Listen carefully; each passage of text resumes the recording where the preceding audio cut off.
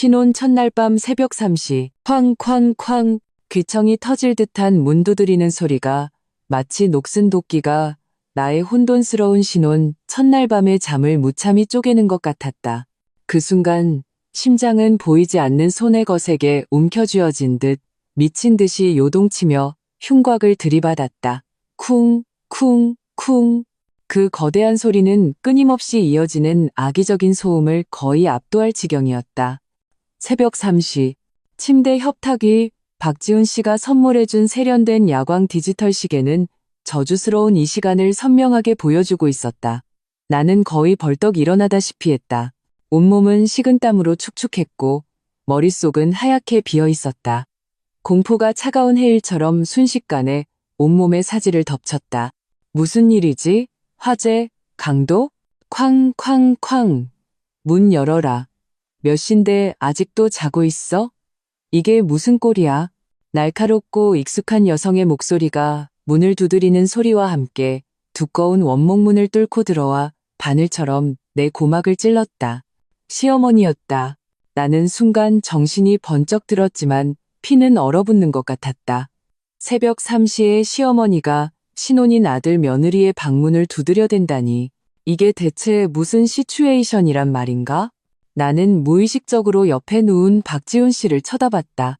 그는 시끄러운 소리에 잠이 깼지만 그저 짜증스럽게 미간을 찌푸리며 누구야, 이 새벽에 하고 잠꼬대처럼 중얼거릴 뿐이었다.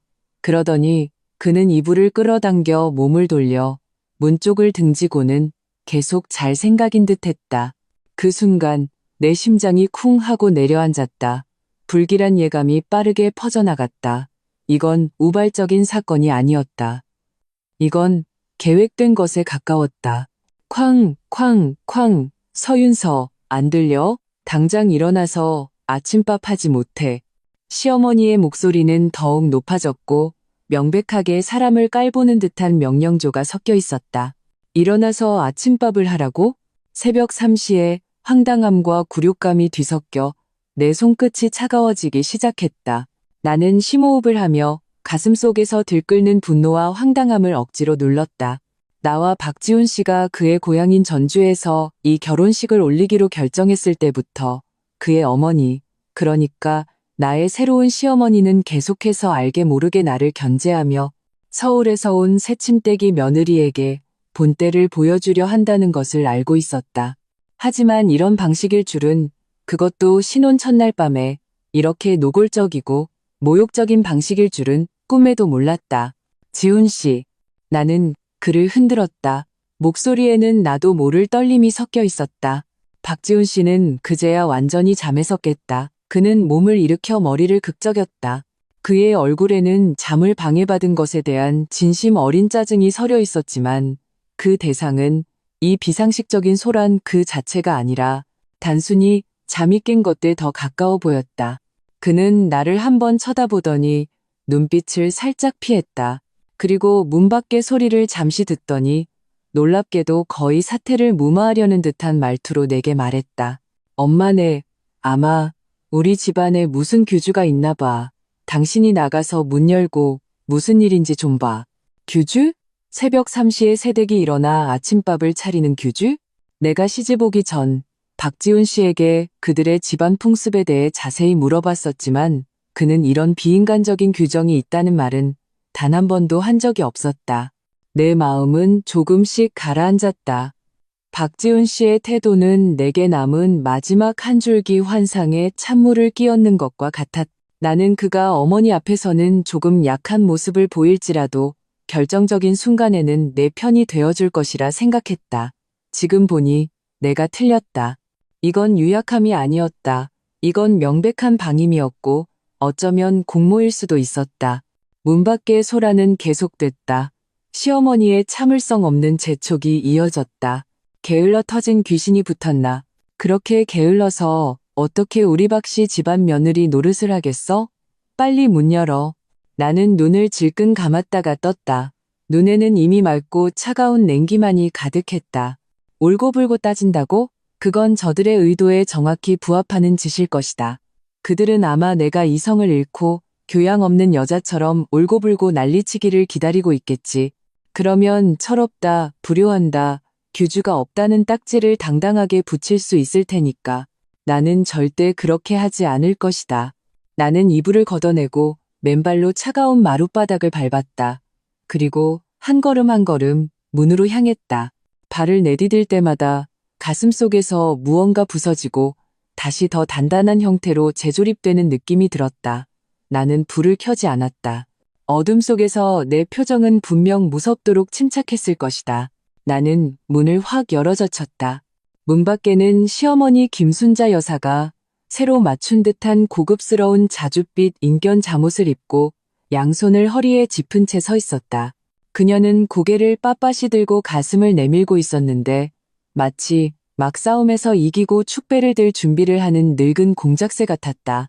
복도의 어두운 조명이 그녀의 얼굴을 비췄다. 잘 관리된 그 얼굴에는 숨길 수 없는 더위와 가혹함이 가득했다. 그녀는 나를 보더니 턱을 더 높이 치켜들었다. 콧구멍으로 나를 내려다보며 날카롭게 말했다. 어이구, 이제야 기어 나오셨네? 지금 몇 시인 줄은 알아? 우리 박씨 집안 며느리는 늦잠 자는 규주 없어. 당장 가서 아침밥 차려. 온 식구가 기다리고 있잖아. 그녀의 목소리는 고요한 새벽에 유난히 귀에 거슬렸다. 나는 심지어 옆 객실에서 누군가 엿듣는 듯한 미세한 소리까지 들을 수 있었다. 보아하니 이 연극의 관객은 우리 둘만이 아닌 모양이었다. 내가 입을 열기도 전에 박지훈 씨가 슬리퍼를 끌며 다가와 내 뒤에 섰다. 그는 자기 엄마는 쳐다보지도 않고 오히려 미간을 찌푸리며 나를 보았다. 그의 말투에는 등골이 서늘해지는 훈계조가 섞여 있었다. 윤서 씨, 어머니 말씀이 맞아. 새댁은 좀 부지런해야지. 식구들한테 좋은 인상도 남기고 어서 어머니 말씀대로 부엌에 가서 준비할 거 없나 좀 봐. 그 순간 나는 내 마음이 산산조각 나는 소리를 똑똑히 들었다. 가슴이 찢어지는 듯한 고통이 아니었다. 무언가가 완전히 부서져 가루가 되는 미세한 소리였다. 이 사람이 내가 온갖 어려움을 무릅쓰고 나를 아끼는 부모님과 다투면서까지 결혼하려 했던 남자란 말인가? 이것이 내가 꿈꾸던 아름다운 결혼 생활의 시작이란 말인가? 시어머니는 아들이 자기 편을 들자 기세가 더욱 등등해졌다. 거의 명령조로 반복했다. 들었지? 지훈이까지 말하는데 아직도 부엌으로 썩 꺼지지 않고 뭐해? 온 식구 아침 굶기면 네가 책임질 거야? 나는 그 모즈를 보았다. 한 명은 기고만장하고 다른 한 명은 도덕군자인 척하고 있었다. 새벽 3시 신혼 첫날 밤에 이런 취급을 당하다니 분노가 용암처럼 내 혈관 속을 흘렀다. 하지만 내 얼굴에는 기적적으로 희미한 미소가 떠올랐다. 그렇다. 미소였다. 지극히 부자연스럽지만 맞은편 두 사람을 모두 흠칫하게 만들기에 충분한 미소. 나는 울지 않았다. 소리치지도 따지지도 않았다. 심지어 분노나 억울함을 조금도 내비치지 않았다. 나는 그저 거의 기이할 정도로 평온한 목소리로 가볍게 한마디를 뱉었다. 네. 그리고 나는 시어머니와 박지훈 씨 사이를 지나쳐 그들의 당황한 표정은 거들떠보지도 않고 칠흑같이 어두운 부엌 쪽으로 직진했다. 나의 순종은 명백히 그들의 예상을 벗어난 것이었다. 시어머니는 나의 반항과 울음에 대응하기 위해 한 보따리의 잔소리를 준비해 둔 듯했다. 나의 이 가벼운 네 한마디는 마치 손뭉치에 주먹을 날린 것처럼 그녀를 허무하게 만들었다. 그더이 만면한 얼굴이 그대로 굳어버려 조금은 우스꽝스러워 보였다. 박지훈 씨도 잠시 멍해졌다. 무언가 말하려 하는 듯 했지만 결국 코를 만지작거리며 나직이 말했다. 엄마, 윤서가 아직 잠이 덜 깼나 봐요. 너무 다그치지 마세요. 잠이 덜 깬 게 아니라 정신교육이 덜 된 거지. 시어머니는 정신을 차리고는 더욱 날카롭게 소리쳤다. 제 꼴 좀 봐. 어디 새댁이 시어른한테 공손한 태도가 하나라도 있어. 지훈아, 내가 말했지. 마누라는 처음부터 휘어잡아야 하는 거야. 지금부터 규주를 세워야 한다고. 그들의 대화가 희미하게 들려왔지만 나는 못 들은 척했다. 차갑고 낯선, 그리고 어젯밤 피로연 때문에 온갖 식재료와 기름진 그릇들로 가득한 부엌으로 들어섰다. 나는 불을 켰다. 형광등의 차가운 빛이 난장판을 비췄다. 공기 중에는 아직 어젯밤 잔치의 기름 냄새와 남은 음식 냄새가 남아 있었다. 나는 사방을 둘러보며 입가에 차가운 미소를 지었다. 당장 가서 아침밥을 차려라. 부지런한 모습을 보여라. 좋다. 아주 좋아. 내가 해주지. 내가 당신들에게 평생 잊지 못할 아침 식사를 차려주겠어. 나는 그들이 예상한 것처럼 소매를 걷어붙이고 억울함을 삼키며 채소를 씻거나 반죽을 하거나 죽을 끓이는 순종적인 작은 며느리 역할을 하지 않았다. 내가 한 유일한 일은 휴대폰을 꺼내든 것이었다. 나는 먼저 배달 앱을 열었다. 현재 주소로 위치를 설정한 뒤 이 도시에서 가장 비싸고 평점이 가장 좋으며 새벽 배송 서비스를 제공하는 호텔을 선택했다. 지금은 새벽 3시가 조금 넘은 시간. 대부분의 식당은 문을 닫았지만 이 고급 호텔은 24시간 룸 서비스를 제공했다. 나는 주문을 시작했다. 1인분이 아니었다. 좋기 신명은 먹고도 남을 양을 주문했다. 특선 전복죽 10그릇, 궁중 갈비찜 10인분, 명품 신선로 5개, 최상급 한우 불고기 5인분, 그리고 특별히 가장 비싼 호텔식 뷔페 조식 세트 5개와 가짜낸 과일 주스, 그리고 정갈한 디저트까지 주문했다. 결제할 때 금액은 혀를 내두를 만한 숫자로 뛰어올랐다. 나는 눈 하나 깜짝하지 않고 나와 박지훈 씨의 공동 신용카드로 결제했다. 이 카드는 결혼 준비를 위해 만든 가족 공동 지출에 사용하기로 약속했던 카드였다. 이것이 우리 결혼 후의 첫 번째 공동 지출이었다. 결제 성공. 그 다음 나는 배달 앱을 닫고 주소록을 열었다. 김 변호사님이라고 저장된 전화번호를 찾았다. 김 변호사님은 우리 아버지의 오랜 친구이자 내가 어릴 때부터 나를 지켜봐 주신 어른이었다. 업계에서 꽤 명망 있는 변호사였다. 이 시간에 전화하는 것이 무례하다는 것을 알았지만 나에게는 충분한 이유가 있었다. 전화벨이 몇 번 울린 후 연결되었다. 김 변호사님의 목소리는 잠이 덜 깬 듯 했지만 여전히 차분했다. 윤서야, 웬일이니 이 늦은 시간에 무슨 일 있어? 나와 박지훈 씨의 결혼을 우리 부모님은 강력히 반대하셨다. 특히 아버지는 박지훈 씨와 그의 집안 분위기를 매우 탐탁지 않게 여기셨다. 하지만 당시 나는 소위 사랑에 눈이 멀어 고집을 부렸다. 김 변호사님은 그 사실을 아는 몇 안 되는 분 중 한 명이었다. 나는 부엌 구석으로 가서 목소리를 낮췄다. 가장 간결하고 명확한 언어로 방금 일어난 일을 설명했다. 새벽 3시에 문 두드리는 소리, 시어머니의 명령, 남편의 태도까지. 김 변호사님은 다 듣고 나서 몇 초간 침묵했다. 그리고 한숨을 쉬며 진지하고 전문적인 어조로 바뀌었다. 윤서야, 잘했다. 현장에서 충돌하지 않은 건 현명한 판단이야. 하지만 이 사건의 성격은 매우 악질적이다. 이건 단순한 고부 갈등이 아니야. 이건 가정폭력의 시작이라고 볼 수 있어. 지금 내 생각은 어떠니? 변호사님, 나는 심호흡을 했다. 두 가지를 도와주셨으면 해요. 첫째, 지금 제가 있는 이 신혼집의 등기부등본을 즉시 확인해서 소유주가 정확히 누구 명의로 되어 있는지 알아봐 주세요. 지훈 씨는 계속 이 집이 자기 부모님이 전액 현금으로 사주신 자기 명의의 혼전 재산이라고 했거든요. 하지만 확인해 보고 싶어요. 둘째, 만약 제 결혼이 유지될 수 없다면 혼전 재산과 혼후 공동 재산의 구분에 대해 그리고 이런 상황에서 제가 어떤 증거들을 수집해야 하는지 자문받고 싶어요. 그렇다. 바로 이 새벽 3시, 이 차갑고 낯선 부엌에서 나의 신혼 남편과 그의 어머니가 합심하여 내게 이런 본때를 보여준 직후 나는 냉철하게 퇴로를 생각하기 시작했다. 나는 아무렇게나 주무를 수 있는 말랑한 홍씨가 아니었다. 우리 집안이 내게 가르쳐준 교양과 자존감은 이런 기괴한 집안에서 억울함을 삼키라고 있는 것이 아니었다. 김 변호사님은 일 처리가 빨랐다. 알겠다. 집 정보는 내가 바로 인맥을 통해 알아볼게. 날 밟기 전에 알려주마. 증거에 관해서는 일단 방금 주문한 배달 주문 기록과 결제 영수증을 잘 보관해둬. 그것도 하나의 증거가 될 수 있으니까. 앞으로 그들이 어떤 과한 말이나 행동을 하면 반드시 녹음해둬. 가장 중요한 건 내 신변 안전을 지키는 거야.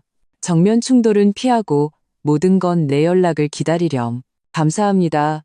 변호사님, 전화를 끊자 마음이 조금 놓였다. 부모님은 이 결혼을 반대하셨지만 그분들이 영원히 나의 가장 든든한 버팀목이라는 것을 나는 알고 있었다. 그리고 나 자신은 경제적으로 독립했고 번듯한 직업과 수입이 있었다. 나는 누구를 떠나서도 잘 살 수 있었다. 내가 박지훈 씨와 결혼한 것은 사랑을 찾았다고 생각했기 때문이지. 학대당하고 무료 보모가 되기 위해서가 아니었다. 이 모든 일을 마친 후에도 나는 부엌을 떠나지 않았다. 그나마 깨끗해 보이는 의자를 찾아 앉아 휴대폰으로 게임을 시작했다. 그렇다, 게임. 바깥 하늘이 점점 밝아오든 부엌이 차갑고 난장판이든 상관없이 약 40분쯤 지났을까 내 휴대폰이 울렸다. 배달 기사님이었다. 나는 일어나 현관으로 가서 문을 열었다. 눈에 띄는 유니폼을 입은 배달 기사님이 크고 작은 고급 보온 가방들을 들고 정중하게 말했다. 안녕하세요. 서윤서 고객님 맞으시죠? 주문하신 호텔 조식이 도착했습니다. 네, 감사합니다. 이리 주세요. 나는 묵직한 가방들을 건네받았다. 그때 시어머니 김순자 여사가 아마 소리를 듣고 자기 방에서 나온 모양이었다. 몸에는 이미 외출복으로 갈아입은 상태였다. 그녀는 내 손에 들린 배달 가방들을 보고 잠시 멈칫하더니 이내 얼굴에 믿을 수 없다는 듯한 분노의 표정이 떠올랐다. 서윤서, 네 손에 든 게 뭐냐? 내가 아침밥을 차리라고 했지. 네가 나가서 사오라고 했어? 그녀의 목소리는 성공적으로 박지훈 씨와 아마도 일찍부터 일어나 거실에서 신문을 보고 있던 시아버지, 그리고 어젯밤 묵고 갔던 이미 결혼한 지훈 씨의 누나와 매형까지 불러 모았다. 온 식구가 정말로 다 깨어 있었다. 아니, 애초에 제대로 잠을 자지도 않고 이 새댁이 어떻게 나오는지 구경할 준비를 하고 있었던 것이다. 나는 이 각양각색의 표정을 띤 얼굴들을 보았다. 시어머니의 분노, 시아버지의 근엄한 척하는 표정, 시누이와 매형의 불구경하는 듯한 눈빛, 그리고 박지훈 씨의 난처함과 미세한 원망이 섞인 얼굴까지. 나는 살짝 미소 지으며 손에 든 가방을 흔들었다. 목소리는 맑고 평온했다. 어머님, 아침밥 차리라고 하셨잖아요. 부엌에 설거짓거리가 너무 많아서 치우다 가는 시간이 너무 걸릴 것 같았어요. 다들 배고프실까봐. 그래서 제가 특별히 이 동네에서 가장 좋은 호텔에 배달을 시켰어요. 전부 그 집 대표 메뉴들이니까 다들 입맛에 맞으실 거예요. 어서 따뜻할 때 드세요. 말을 마친 나는 그들의 반응을 기다리지 않고 가방을 들고 식당의 커다란 원형 식탁으로 걸어갔다. 그리고 그 정갈하고 값비싼 음식들을 하나하나 꺼내 식탁 가득 차리기 시작했다. 반짝이는 전복죽, 두툼한 갈비찜, 향기로운 신선로. 5성급 호텔 레스토랑과 다를 바 없는 모습이었다. 거실 전체가 얼음처럼 고요해졌다. 시어머니 김순자 여사의 얼굴은 처음에 분노에서 당혹감으로, 그리고 그 한눈에 봐도 엄청나게 비싸 보이는 아침 식사를 보며 드러나는 아까움과 믿을 수 없다는 표정으로 몇 번이고 색깔이 변하더니 결국 돼지 간처럼 검붉게 변했다. 그녀는 식탁 위의 음식들을 가리키며 손가락을 부들부들 떨었다. 너, 누가 내 멋대로 돈을 쓰라고 했어. 이게 다 얼마야. 우리 박씨 집안에 이렇게 사치스러운 규주는 없어. 박지훈 씨도 마침내 참지 못하고 다가왔다. 목소리를 낮춰 책망하듯 말했다. 윤서 씨, 지금 뭐 하는 거야? 엄마는 당신이 직접 정성껏 만들어서 당신의 마음과 부지런함을 보여주길 바란 거잖아. 이렇게 비싼 배달 음식을 시키면 어떡해? 빨리 엄마한테 사과해. 나는 고개를 들어 박지훈 씨를 보았다. 얼굴의 미소는 변함없었지만 눈빛은 얼음장처럼 차가웠다. 정성? 부지런함? 새벽 3시에 신혼임 며느리를 침대에서 두들겨 깨워 아침밥을 시키는 게 박씨 집안의 정성과 규주인가요? 저는 가장 빠르고 좋은 아침 식사를 시켜서 모두가 배고프게 기다리지 않도록 했어요. 이게 더 실질적인 정성 아닌가요? 나는 잠시 말을 멈추고 그 자리에 있는 모든 사람을 훑어보았다. 지훈 씨와 제 공동 카드로 썼어요. 저희 작은 가정이 어른들께 드리는 작은 성이라고 생각해 주세요. 어제 축의금도 많이 받았으니 이 정도는 표시해야죠. 내 말은 뼈가 있었다. 그들의 괴롭힘의 본질을 꿰뚫는 동시에 돈 쓴 이유를 축의금 탓으로 돌려 그들이 순간적으로 반박하지 못하게 만들었다. 어제 결혼식에서 그들이 상당한 축의금을 받은 것은 사실이었으니까. 시아버지 박만식 씨의 얼굴이 조금 굳어졌다. 헛기침을 하며 무언가 말하려는 듯했다. 시누이 박지연 씨는 입꼬리를 살짝 올리며 재미있는 구경거리를 보는 듯한 만족스러운 눈빛을 보였다. 시어머니 김순자 여사는 내 말에 기가 막혀 한동안 숨을 헐떡였다. 그녀는 식탁 가득한 정갈한 아침 식사를 보며 먹어야 할지 말아야 할지 갈피를 잡지 못했다. 먹자니 나의 이런 낭비 행위를 인정하는 셈이 되어 자신이 세우려던 규주의 체면이 깎이는 것이었다. 안 먹자니 이 비싼 아침 식사를 낭비하는 것이 아까울 뿐더러 자신이 괜한 트집을 잡는 것처럼 보일 터였다. 결국 그녀는 나를 한번 세차게 쏘아보고는 이 사이로 한마디를 쥐어짰다. 먹어. 다들 앉아서 먹어. 낭비할 순 없으니까. 그리고 그녀는 가장 먼저 주빈석에 털썩 주저앉았다. 젓가락을 들어 갈비찜 하나를 집어 마치 내 살점을 씹는 것처럼 아흥은하게 입에 쑤셔 넣었다. 박지훈 씨는 얼굴이 잿빛이 되어 복잡하고 알 수 없는 눈빛으로 나를 보았다.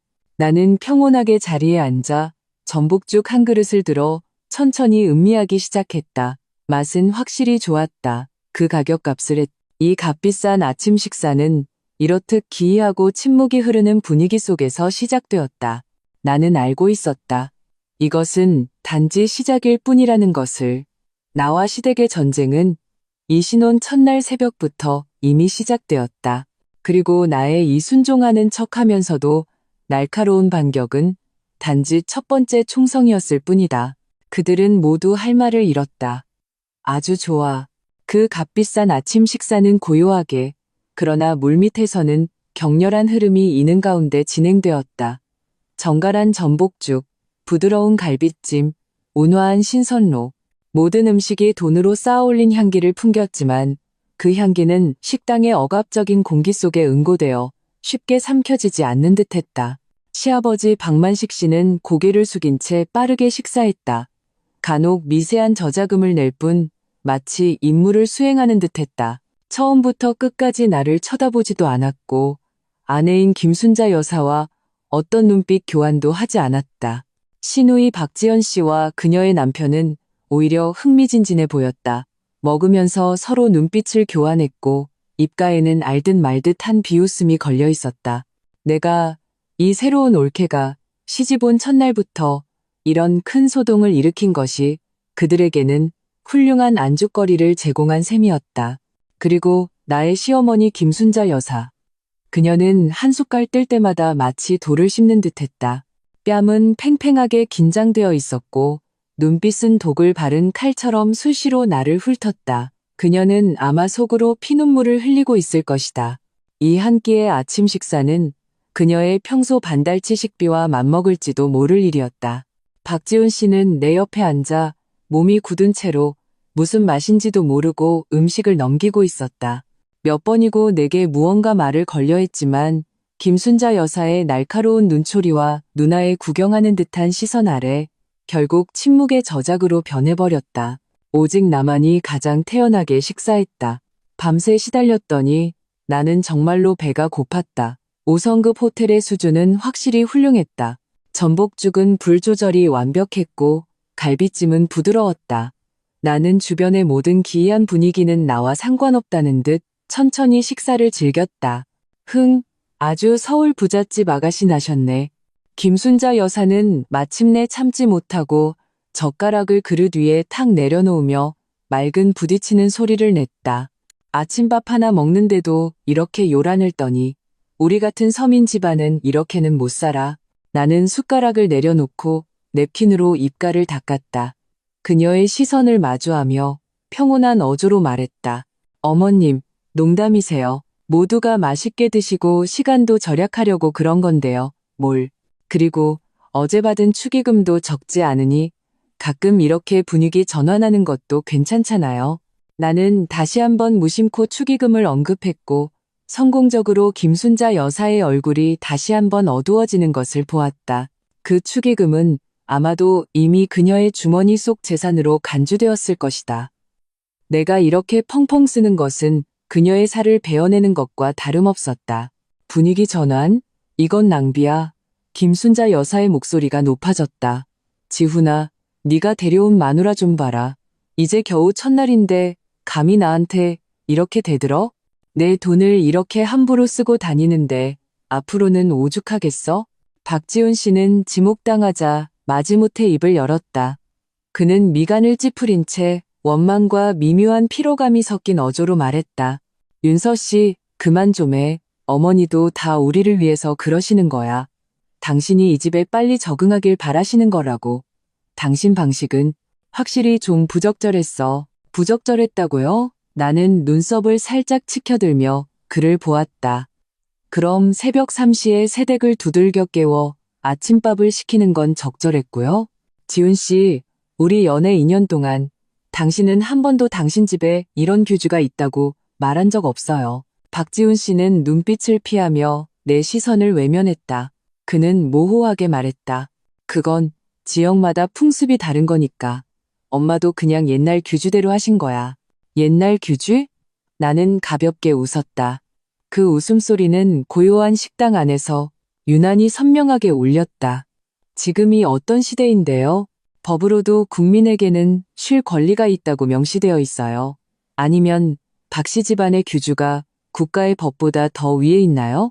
내 말은 조금 날카로웠다. 시아버지 박만식 씨가 마침내 고개를 들었다. 그는 헛기침을 한 번 하며 상황을 중재하려 했다. 자자, 다들 그만들래. 밥이나 먹자. 윤서도 좋은 뜻으로 한 거겠지? 그는 비록 상황을 중재하고 있었지만 어조는 명백히 자기 아내와 아들 편이었고 이 철없는 며느리에 대한 불만이 섞여 있었다. 김순자 여사는 남편이 나서자 기세가 더욱 등등해졌지만 순간적으로 더 날카로운 공격 각도를 찾지 못했는지 그저 나를 세차게 쏘아보며 콧방귀를 뀌었다. 말대꾸는 규주가 하나도 없어. 이 아침 식사는 결국 흐지부지 끝났다. 김순자 여사가 가장 먼저 일어나 그릇을 쨍그랑거리며 부엌으로 가져가더니 자기 방으로 들어가 버렸다. 시아버지도 곧 자리를 떴고 시누이 부부는 희죽거리며 옳게 정말 재밌네라는 말을 남기고 객실로 사라졌다. 식당에는 나와 박지훈 씨 그리고 난장판이 된 식탁 위의 그릇들만 남았다. 박지훈 씨는 나를 보았다. 그의 얼굴에는 복잡하고 말로 표현하기 힘든 표정이 있었다. 무력감, 책망, 그리고 약간의 낯섦까지. 그는 입을 열었다가 결국 한숨을 쉬었다. 윤서 씨, 당신 꼭 이렇게까지 해야 했어? 우리 엄마잖아. 당신이 조금만 참아주면 안 됐어? 굳이 모두가 불쾌하게 만들어야 했냐고. 나는 하룻밤 사이에 조금 낯설어진 이 남자를 보며 마음속에 냉기가 퍼져나가는 것을 느꼈다. 내가 참으라고? 그래서 나는 새벽 3시에 노예처럼 두들겨 깨워져 밥을 차리는 게 당연하다는 건가? 나의 인내는 그의 득이한 양함과 그의 어머니의 가혹함을 더욱 부추길 뿐이었다. 지훈 씨, 나는 평온하게 입을 열었다. 목소리에는 어떤 감정의 파동도 없었다. 나는 당신과 새로운 가정을 이루고 함께 살기 위해 결혼한 줄 알았어요. 당신네 집안의 소위 옛날 규주를 따르는 순종적인 보모가 되기 위해서가 아니고요. 만약 당신이 말하는 유쾌함이 나의 굴욕과 인내 위에 세워지는 것이라면 그런 유쾌함은 나도 필요 없어요. 박지훈 씨는 내 말에 찔렸는지 얼굴에 분노가 스쳤다. 어떻게 그렇게 말할 수 있어? 우리 엄마는 그냥 성격이 급하실 뿐이지 마음은 착하신 분이야. 당신이 이 집에 빨리 익숙해지길 바라신 거라고. 당신이 그렇게 비싼 배달 음식을 시킨 건 엄마 체면을 깎는 거잖아. 체면을 깎는다고요? 나는 거의 웃음이 나올 뻔했다. 도대체 누가 먼저 시작했죠? 지훈 씨, 똑똑히 알아둬요. 새벽 3시에 그 문 두드리는 소리부터 제가 도발한 게 아니에요. 당신들 온 가족이 저한테 본때를 보여주려 한 거죠. 저는 단지 제 방식으로 제가 그런 거에 넘어가지 않는다는 걸 보여줬을 뿐이에요. 내 목소리는 높지 않았지만 문장 하나하나가 명확했고 의심의 여지 없는 냉정함이 담겨 있었다. 박지훈 씨는 아마도 나의 이런 날카로운 모습을 처음 봤을 것이다. 우리의 2년간의 연애에서 나는 항상 온화하고 배려심 깊고 심지어 그에게 맞춰주는 편이었다. 그는 멍해져서 믿을 수 없다는 눈빛으로 나를 보았다. 윤서 씨, 당신 변했어. 그는 중얼거렸다. 내가 변한 게 아니에요. 나는 자리에서 일어났다. 그를 내려다보며 말했다. 상황이 변한 거죠.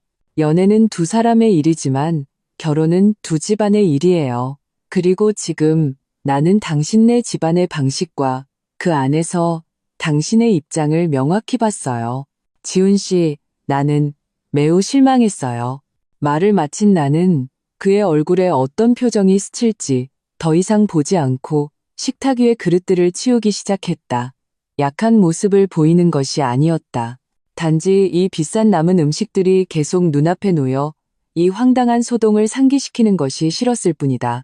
그리고 나는 내 안에서 들끓는 감정을 가라앉히기 위해 무언가 해야만 했다. 박지훈 씨는 그 자리에 몇 분간 굳어서 있다가 결국 아무 말 없이 식당을 떠났다. 나는 그릇들을 부엌으로 가져갔다. 싱크대에 산더미처럼 쌓인 어젯밤 피로연부터 남겨진 기름진 냄비와 그릇들을 보며 조금도 손을 대고 싶은 마음이 들지 않았다. 김순자 여사는 이런 것들로 내 길을 꺾으려 했겠지만 그녀는 계산을 잘못했다. 나는 휴대폰을 꺼내 다시 배달 앱을 열었다. 하지만 이번에 내가 주문한 것은 가사 도우미 서비스였다. 나는 가장 빠른 방문이 가능한 기본 청소 서비스 4시간을 선택했다. 부엌과 식당의 난장판을 치우기에 충분한 시간이었다. 결제는 여전히 그 공동카드로 했다. 이왕 낭비하는 거 철저하게 낭비해주지. 나는 그들에게 가사노동으로 나를 올가매고 억압하려는 시도는 헛수고라는 것을 명확히 알려주고 싶었다. 나는 직업이 있고 수입이 있다. 나는 이런 문제들을 돈으로 해결할 수 있지. 그들의 가소로운 규주 세우기 심리를 만족시키기 위해 내 시간과 에너지를 낭비할 생각이 없었다. 이 모든 것을 마친 후 나는 노트북을 들고 소위 나와 박지훈 씨의 신혼방으로 돌아갔다. 방 안에는 아직 결혼 축하 장식들이 남아 있었지만 공기는 차갑고 억압적이었다. 박지훈 씨는 방에 없었다. 아마 자기 엄마와 상의하러 갔거나 혼자 화를 사귀고 있겠지. 나는 방문을 잠그고 창가 소파에 앉았다. 노트북을 열고 업무 이메일을 처리하기 시작했다. 억지로 일에 몰두하는 것은 이 역겨운 가정소동에서 잠시나마 나를 분리시켜 줄 수 있었다.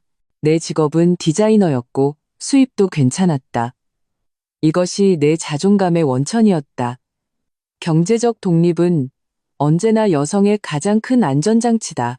시간이 조금씩 흘러 오전 10시쯤 내 휴대폰이 진동했다. 김 변호사님이 보낸 카카오톡 메시지였다. 메시지는 짧았지만 그 내용은 이미 평온하지 않은 내 마음에 거대한 돌을 던져 거센 파도를 일으키는 것과 같았다. 윤서 씨 집 등기부 확인했어. 소유주 정보. 박만식 시아버지, 김순자 시어머니. 소유 형태, 공동 소유. 특이사항, 근저당 없음. 몇 줄의 짧은 글자가 얼음 송곳처럼 내 마지막 환상을 꿰뚫었다. 박지훈 씨는 나를 속였다. 연애할 때 그는 이 도시에서 꽤나 번듯한 3층짜리 단독주택이 그의 부모님이 전액 현금으로 사주신 그의 신혼집이며 그의 혼전재산이라고 자신있게 말했었다. 비록 집은 고향에 있었지만 나는 당시 그것이 그의 부모님의 성의이고 우리가 나중에 내려올 때 머물 곳이라고 생각했다. 게다가 감정에 눈이 멀어 깊이 파고들지 않았다. 심지어 우리 부모님이 등기부등본을 보자고 했을 때 그는 서류가 고향에 있어 가져오기 불편하다는 핑계로 얼버무렸었다. 이제 진실이 밝혀졌다. 이 집은 애초에 그의 소유가 아니었다. 등기부에는 명확하게 그의 부모님 이름이 적혀 있었다. 그렇다면 그가 이전에 말했던 우리의 신혼집은 무엇이었나? 나는 우리의 작은 보금자리라고, 자주 오지 않더라도 하나의 상징이라고 생각했다. 결과적으로 나는 단지 시집 와서 그의 부모님 집에 살게 된 것뿐이었다. 그렇다면 그가 이전에 보여줬던 이 집의 주인인 듯한 태도는 또 무엇이었나? 의도적으로 만들어낸 거짓 모습이었나? 아니면 그는 애초에 부모님 것이골 내 것이라고 생각해서 속인 게 아니라고 여기는 건가? 기만당하고 계산당했다는 분노가 박지훈 씨에 대한 거대한 실망과 뒤섞여 나를 거의 집어삼킬 것 같았다. 나는 소파에 기댔다. 온몸이 차가워지는 것을 느꼈다. 이 결혼, 처음부터 거짓 위에 세워졌던 것인가? 아니면 이것은 단지 그들 온 가족이 암묵적으로 동의한 하나의 수법이었나? 바로 그때 문 밖에서 다시 노크 소리가 들렸다. 하지만 이번에는 훨씬 부드러웠다. 박지훈 씨였다. 윤서 씨, 문 좀 열어봐. 우리 얘기 좀 해. 그의 목소리에는 약간의 쉰소리와 타협의 기미가 섞여 있었다. 나는 심호흡을 하며 마음속의 경랑을 억지로 눌렀다. 그리고 문을 열었다. 박지훈 씨는 문 앞에 서 있었다. 얼굴은 조금 초췌했고 눈빛에는 아첨과 불안이 서려 있었다. 윤서 씨, 아까는 내가 잘못했어. 그렇게 말하면 안 됐는데. 엄마 쪽에도 내가 얘기했어. 성격이 급하셔서 그렇지. 나쁜 뜻은 없으셨대. 우리 이제 막 결혼했는데 이런 사소한 일로 불편하게 지내지 말자. 사소한 일? 새벽 3시에 본때 보여주기? 등기부등본의 거짓말? 그의 눈에는 이 모든 것이 사소한 일이었나? 나는 즉시 폭발하지 않고 몸을 비켜 그를 안으로 들였다. 나는 냉정해야 했다. 더 많은 말을 끌어내야 했다. 박지훈 씨는 들어와서 내 손을 잡으려 했지만 내가 피했다. 그는 어색하게 손을 비비며 말했다. 윤서 씨, 당신 속상한 거 알아. 이렇게 하자. 앞으로 집안일은 내가 더 신경 쓸게. 엄마한테도 내가 최대한 당신 편에서 말해줄게. 다만 당신도 조금만 참아줘. 어쨌든 어른이시고 우리를 위해 이 결혼식 준비하시느라 힘드셨잖아. 결혼식을 준비하셨다고요? 나는 그의 말 속에서 정보를 포착했다. 태연한 척 물었다. 이 집은 아버님 어머님이 예전에 당신한테 사주신 거 아니었어요? 결혼식 비용도 우리 집에서 절반 냈는데 뭐가 힘드셨다는 거죠? 박지훈 씨는 눈빛을 한번 깜빡이더니 이내 웃으며 말했다. 맞아. 집은 예전에 사놓으셨지. 하지만 인테리어하고 결혼식 준비하고 부모님이 신경 많이 쓰셨잖아. 내 말은 우리 아랫사람들이 이해해야 한다는 거지. 그는 교묘하게 핵심을 피하며 등기부등본 이름 문제에 대해서는 일절 언급하지 않았다. 나는 속으로 냉소했지만 겉으로는 아무렇지 않은 척했다. 지훈 씨, 당신이 이 집이 당신 혼전 재산이라고 했던 거 기억나요? 그렇죠? 박지훈 씨의 몸이 눈에 띄지 않게 굳어졌다. 얼굴에 당황한 기색이 스쳤지만 그는 금세 그것을 감추고 모호한 말투로 말했다. 그런 셈이지. 어차피 나중엔 다 우리 거잖아. 그런 걸 왜 따져? 그냥요. 나는 담담하게 말했다. 그냥 갑자기 생각나서 물어봤어요. 어쨌든 여기도 앞으로 우리 집이 될 테니까요. 당연히 우리 집이지. 박지훈 씨는 즉시 보증했다. 말투에는 의도적인 열정이 담겨 있었다. 내 건 다 당신 거야. 나중에 우리가 서울로 돌아가서 일하게 되면 이 집은 세를 주든 비워두든 당신 마음대로 해. 내 마음대로 하라고? 소유권이 애초에 그에게 없는 집을. 정말 기가 막힌 농담이었다. 나는 그의 연기를 보며 마음이 바닥까지 가라앉는 것을 느꼈다. 이 지경에 이르렀는데도 그는 여전히 나를 속이려 하고 있었다. 어쩌면 그들, 온 가족의 인식 속에서는 나를 속여 문턱을 넘게 하고 기정사실을 만들면 나는 그저 억울함을 삼키고 그들 집안의 모든 규주와 계산을 받아들일 수밖에 없다고 생각했을지도 모른다. 나는 더 이상 여기에 머물 수 없었다. 이 소위 집이라는 곳은 거짓과 계산, 억압으로 가득 차 있었다. 단 1분이라도 더 머무는 것이 나를 질식하게 만들었다. 지훈 씨, 나는 그의 장밋빛 미래 설계를 끊었다. 회사에 급한 일이 생겨서 제가 먼저 서울로 돌아가 봐야 할 것 같아요. 오늘 오후 KTX 표 예매했어요. 박지훈 씨는 멍해졌다. 오후에? 그렇게 급하게? 우리 이제 막 결혼하고 3일째인데 계획대로라면 아직 일주일이나 휴가가 남았잖아. 일이 중요해요. 내 어조는 단호했다. 일이 좀 급해서 반드시 돌아가야 해요. 당신은 부모님이랑 며칠 더 있다가 와요. 그게 무슨 말이야. 박지훈 씨는 다급해졌다.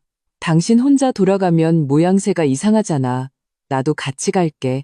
됐어요. 나는 거절했다. 오랜만에 고향에 왔는데 부모님이랑 시간 더 보내요. 나 혼자 갈 수 있어요. 나는 즉시 이 환경을 벗어나야 했다.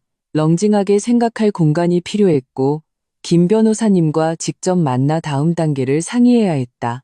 그리고 나 혼자 행동하는 것이 더 편리했다. 박지훈 씨는 더 무언가 말하려 했지만 나는 이미 몸을 돌려짐을 싸기 시작했다. 태도는 단호했고 의심의 여지가 없었다. 그는 나의 재빠른 행동을 보며 입을 열었다가 결국 짜증스럽게 머리를 극적였다. 당신은 왜 이렇게 즉흥적이야? 그럼 내가 표 예매해줄게. 됐어요? 이미 예매했어요. 나는 고개도 들지 않고 말했다. 김 변호사님의 메시지를 받은 순간 나는 이미 가장 빠른 서울행 KTX 표를 예매해 두었다. 나의 신속함과 결단력은 명백히 박지훈 씨를 당황하게 만들었다. 그는 그 자리에 서서 바쁘게 움직이는 나를 보며 얼굴에 혼란과 좌절감을 드러냈다. 그는 아마 이해하지 못할 것이다. 왜 사소한 일 때문에 내가 이렇게 격렬하게 반응하고 심지어 신혼휴가를 중단하고 혼자 떠나려 하는지. 그는 몰랐다. 낙타를 쓰러뜨리는 것은 결코 마지막 한 떼기의 집이 아니라는 것을, 바로 그 모든 집들이라는 것을. 새벽 3시에 문 두드리는 소리, 그의 냉담한 방임, 시어머니의 가혹한 얼굴, 그리고 등기부등본 위에 그 차가운 두 이름. 모든 집 한 떼기 한 떼기가 감당할 수 없을 만큼 무거웠다. 나는 빠르게 필요한 짐을 챙겼다. 캐리어 하나뿐이었다. 내가 캐리어를 끌고 방을 나설 때 시어머니 김순자 여사와 시아버지 박만식 씨도 분명 소리를 듣고 거실에서 쳐다보고 있었다. 김순자 여사는 내 캐리어를 보고 잠시 멈칫하더니 이내 얼굴에 비꼬는 표정을 지었다. 어이구, 이건 또 무슨 연극이람? 새댁이 친정에 일러 바치러 가시나? 나는 걸음을 멈추고 그녀를 보며 살짝 미소 지었다. 어머님, 오해세요. 회사에 급한 일이 생겨서 당장 돌아가 봐야 해요. 어머님, 아버님, 건강하세요. 나의 예의 발음과 거리감은 그녀가 손뭉치에 주먹을 날린 것처럼 허무하게 만들었다. 그녀는 의심스러운 눈초리로 나를 보다가 안절부절 못하는 아들을 쳐다보며 내가 도대체 무슨 속셈인지 알 수 없다는 표정을 지었다. 박지훈 씨가 따라 나왔다. 윤서 씨, 내가 역까지 데려다 줄게. 됐어요. 카카오 택시 불렀어요. 나는 그의 호의를 거절했다. 지금 나는 그와 단둘이 있고 싶지 않았다. 그랬다가는 내가 감정을 통제하지 못하고 그 자리에서 그의 거짓말을 폭로해 상황을 수습할 수 없게 만들까봐 두려웠다. 철저한 대책을 세우기 전까지 나는 표면적인 평온을 유지해야 했다. 나는 캐리어를 끌고 등을 꼿꼿이 세웠다. 박씨 집안 식구들의 의혹, 조롱, 혹은 걱정이 섞인 시선 속에서 나를 질식시키고 황당하게 만들었던 그 집을 한 걸음 한 걸음 빠져나왔다. 문 밖에 햇살이 눈부셨다. 나는 신선한 공기를 깊이 들이마셨다.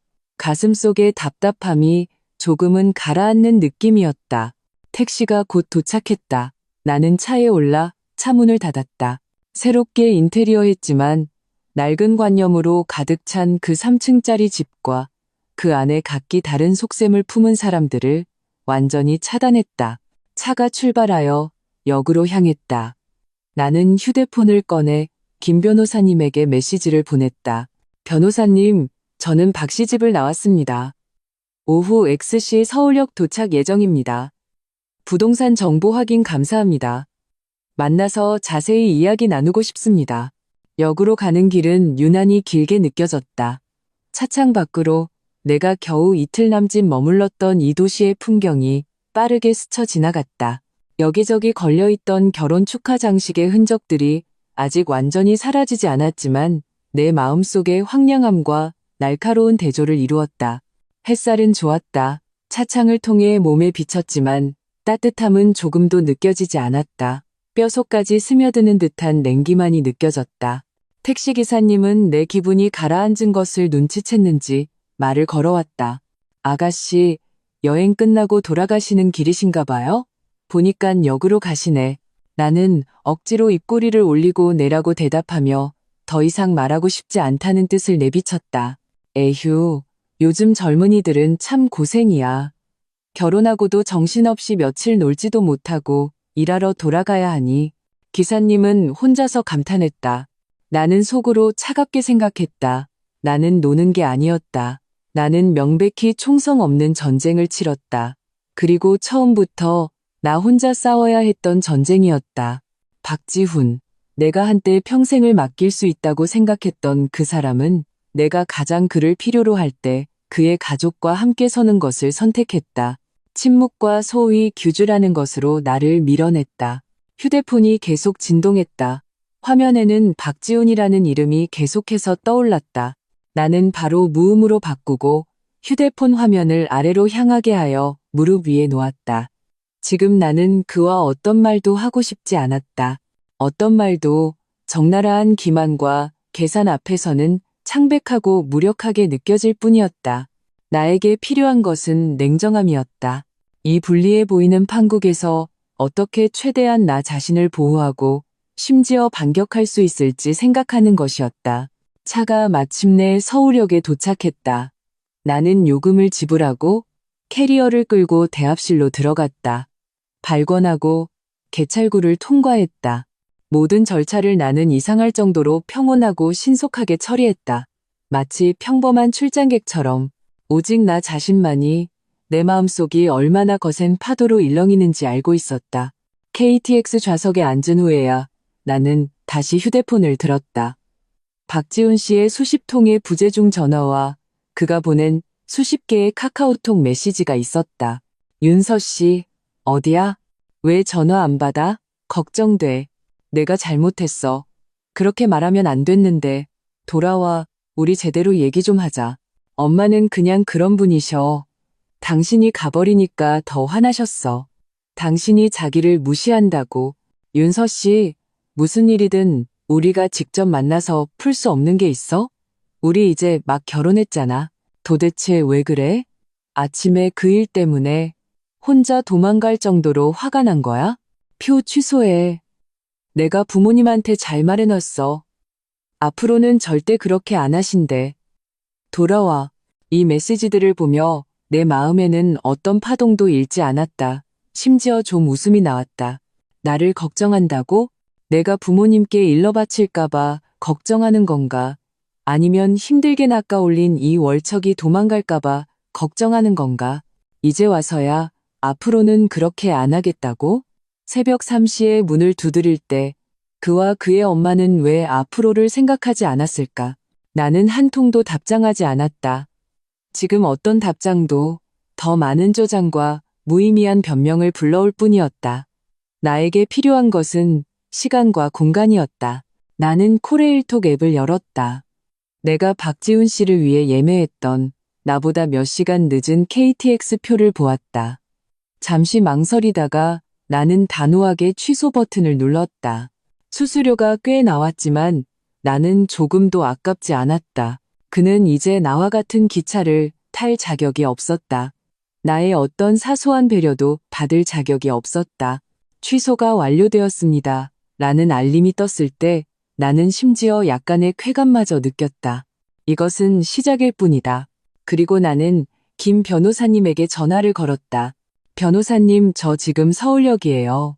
오후 4시쯤 도착할 텐데 혹시 만나뵐 수 있을까요? 물론이지. 내 사무실로 바로 오렴. 오는 길 조심하고. 김 변호사님의 목소리는 차분했고 사람을 안심시키는 힘이 있었다. 네, 그리고 변호사님, 나는 잠시 말을 멈추고 덧붙였다. 박지훈 씨 KTX 표는 제가 취소했어요. 그는 당분간 서울에 오지 않을 거예요. 전화기 저편의 김 변호사님은 2초간 침묵했다. 나의 결단력을 이해한 듯했다. 잘했다. 거리를 유지하고 렁징하게 처리해야 해. 만나서 얘기하자. 전화를 끊자 탑승 안내 방송이 울렸다. 나는 캐리어를 끌고 탑승구로 향했다. 한 걸음 한 걸음 나를 질식시키는 그 감옥에서 멀어지는 느낌이었다. 냉철함과 주도권을 되찾는 느낌이었다. 몇 시간의 기차 여행 동안 나는 거의 눈을 감고 있었지만 머릿속은 빠르게 회전하고 있었다. 나와 박지훈 씨가 처음 만나 연애하기까지의 모든 순간들이 영화의 한 장면처럼 머릿속을 스쳐 지나갔다. 처음 나를 매료시켰던 것은 그의 배려심, 상진심, 그리고 진솔해 보이는 모습이었다. 그는 그 작은 지방 도시에서 날아오른 개천에서 용난 케이스였다. 자신의 노력으로 대도시에서 자리를 잡고 번듯한 직업을 가지고 있었다. 이것이 내가 그의 몸에 배어있는 원가정에서 비롯된 미세한 가부장적인 면모와 어머니의 말에 지나치게 순종하는 모습을 간과하게 만들었다. 나는 우리가 대도시에서 생활하고 그의 가족과 멀리 떨어져 있으면 이런 문제들은 천천히 맞춰나갈 수 있을 것이라 생각했다. 심지어 한때는 그를 변호하며 그가 효심이 깊은 것은 단점이 아니라고 생각하기도 했다. 지금 생각해보니 나는 정말 순진하고 어리석었다. 혈연과 20여 년간 형성된 관념이 그렇게 쉽게 끊어지고 바뀔 수 있는 것이었을까? 연애할 때는 그가 위장할 수 있고 맞춰줄 수 있었다. 하지만 결혼, 특히 원가정의 이익과 권위가 관련된 결혼은 순간적으로 모든 위장을 찢어버렸다. 그리고 그의 신혼집에 대한 기만은 나를 무너뜨린 마지막 지피였다. 이것은 단순한 부주의나 관념의 차이가 아니었다. 이것은 명백히 목적성을 띤 적나라한 기만이었다. 그와 그의 가족은 처음부터 나라는 이 서울 촌뜨기가 속이기 쉽다고 생각했던 것일까? 결혼만 하면 나는 운명을 받아들일 수밖에 없다고 이 생각에 이르자 나는 주먹을 꽉 쥐었다. 손톱이 손바닥을 깊이 파고들었다. 아니, 나는 절대 운명에 굴복하지 않을 것이다. 기차는 내가 익숙한 도시에 평온하게 도착했다. 이 땅을 밟고 익숙한 공기를 마시자 나는 비로소 내가 진정으로 살아있음을 느꼈다. 역을 나와 나는 바로 택시를 타고 김 변호사님의 법무법인으로 향했다. 김 변호사님의 사무실은 도심의 한 고급 오피스 빌딩에 있었다. 나를 보자 그는 별다른 안부 인사 없이 바로 비서에게 물 한 잔을 가져오게 했다. 그리고 바로 본론으로 들어갔다. 윤서야, 안색이 왜 이렇게 안 좋아? 우선 물부터 마시렴. 김 변호사님은 내 앞에 서류 한 부를 내밀었다. 이게 그 집 등기부등본이야. 복사본인데 소유주가 내 시아버지와 시어머니로 명확하게 되어 있어. 나는 그 흑백의 글자들을 보았다. 이미 알고 있었지만 직접 눈으로 확인하니 마음이 바늘에 찔린 듯 아팠다. 나는 심호흡을 하고 물컵을 들어 한 모금 크게 마셨다. 따뜻한 물이 목을 타고 내려가자 긴장된 감정이 조금은 풀렸다. 변호사님, 저는 이게 단순히 신혼집의 성격을 속인 것 이상이라고 생각해요. 나는 물컵을 내려놓고 렁징하게 분석했다. 지훈 씨가 예전에 저한테